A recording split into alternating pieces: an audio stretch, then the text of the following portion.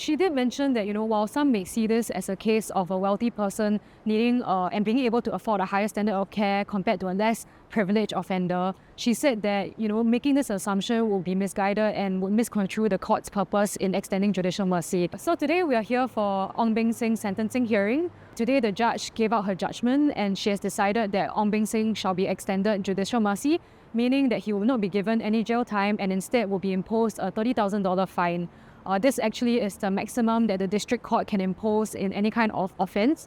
Even when the sentence was read out, he looked pretty calm, he didn't look fazed. And we also understand now that he's not going to appeal his sentence. After the sentence was done, the court slowly emptied out, but Ong Beng Seng actually still stayed inside the booth and was talking to his lawyers. He looked quite relaxed. I didn't feel like he was kind of like agitated or anxious or upset over the sentence. The judge mentioned that in deciding whether to extend judicial mercy, there's a need to take into account whether the humanitarian aspects of it will outweigh needing to met out some punishment.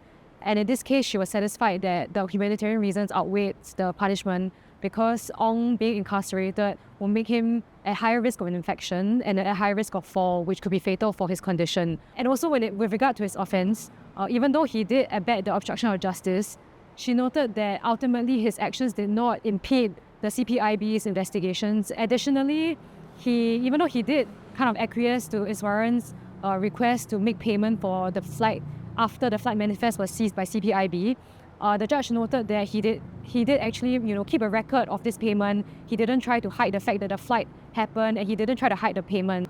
On balance, she felt that the humanitarian reasons for his illness did outweigh needing to met out a punishment that would result in a custodial sentence of 3 months, which would be what she would have imposed if he was not ill.